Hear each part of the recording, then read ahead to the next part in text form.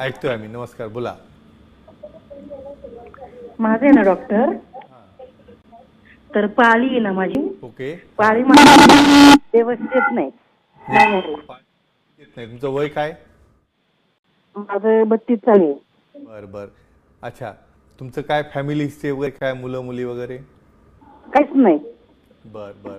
अच्छा, फक्त पाळी रेग्युलर नाही आणि त्याच्यामुळे तुमच्या काही पर्सनल लाईफवर परिणाम झाला असं वाटतो का?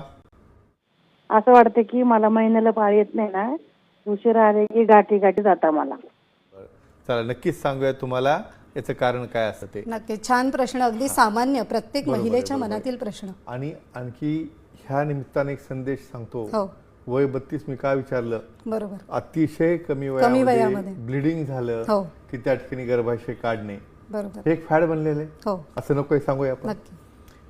हे बघा, पाळी येणे, त्यामध्ये ब्लिडिंग होणं, प्रत्येक व्यक्तीमध्ये, प्रत्येक स्त्रियांमध्ये हार्मोनल बदलाप्रमाणे त्या ठिकाणी पाळीचा पॅटर्न वेगळा असतो.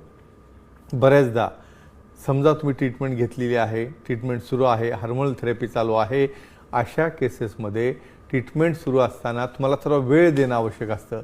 ताबडतोब मला ब्लिडिंग आहे, त्या ठिकाणी मला आता ती कंट्रोलमध्ये येत नाही, मग तुम्ही पॅनिक होऊन जाता आणि अशा केसमध्ये तुम्ही कुठंतरी मग टोकाचं पाऊल उचलून जेव्हा सर्जरी करायला जाता त्यावेळेला मग काय होतं की त्या ठिकाणी तुम्हाला कमी वयात ती रिमूव्ह केल्यामुळं पुढच्या सेक्शुअल लाईफवर परिणाम होऊ शकतो. म्हणून तज्ज्ञांना भेटा, सोनोग्राफी करा, काही हार्मोनल कॉजेस आहेत का ते पाहिले जातील आणि त्यामध्ये काही फायब्रॉईडसारखे किंवा इतर कुठली पॅथॉलॉजी पाहिली जाते. नक्कीच तुम्हाला काळजी करायची नाही. तज्ज्ञांना भेटा, सेक्सॉलॉजी, सिरोलॉजी भेटा, हा प्रॉब्लेम तुमचा सॉल्व्ह होऊन जाईल.